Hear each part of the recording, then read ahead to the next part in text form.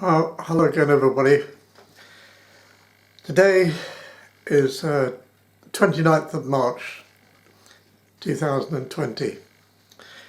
If you watch my videos of the Lancashire monologues, you'll know that I'm trying to bring a little humour into our lives at this terrible time.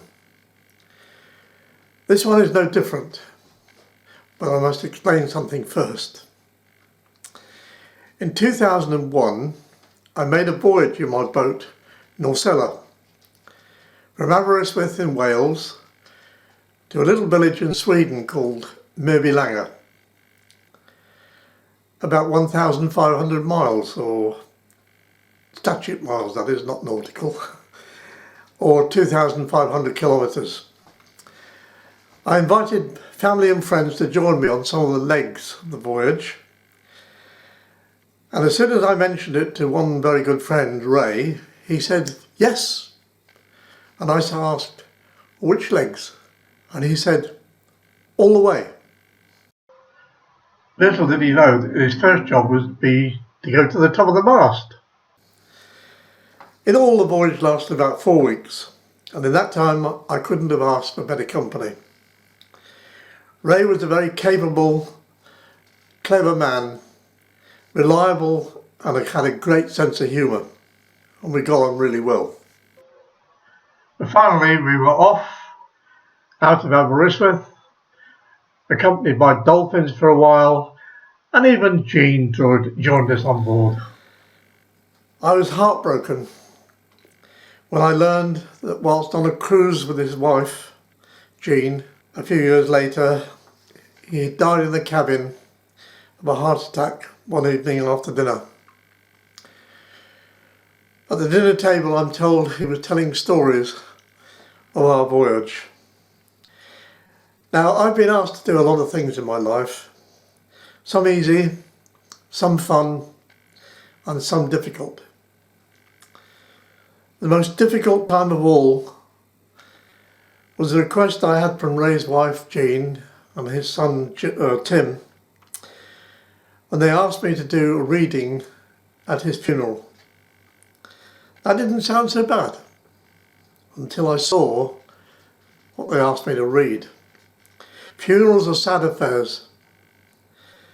What they wanted me to read reflected Ray's sense of humour. It was comedy. And this is what I read. The title is The Last Bus Home. The tragedy struck the two revellers, and they started to swear and to cuss. In their staying on for a quick one, they found they'd missed their last bus. Now what shall we do? Said our Raymond, as they stood sadly by the bus stop. Because we'd no money for taxis to get home, because we spent it all on our last drop. That's all right, said his buddy called Michael. The bus garage is in the next block. We can steal a bus off they've closed up and get to our stop by the clock. What a brilliant idea, said his old mate, and they trotted towards the depot. They watched as the lights were all switched off and decided that Raymond should go.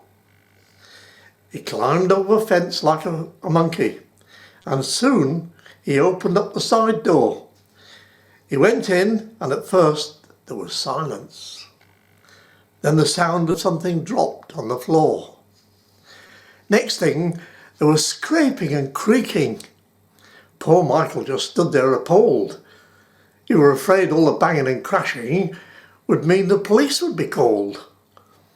Then at last, after what seemed like an aeon, Raymond appeared with the bus, and Michael, now thoroughly shaken, asked, what the heck caused all the noise and the fuss? Oh, just get in and stop your complaining, said Ray as he took off his Mac. I had to move all the buses, because the number 25 were right at the back. Oh, you idiot, said Michael to Raymond as he got on and fell on a seat. You should have just got out the 42 bus. We could have walked from the end of the street. Now, I defy anybody to enjoy reading that at a very good friend's funeral. But I did, and Ray, I salute you. Well, thanks for watching, and please, if you liked it, give it a thumbs up, and if you haven't already subscribed, please subscribe, and I look forward to seeing you when I find something else to read. But it's got to make you smile. Good night all.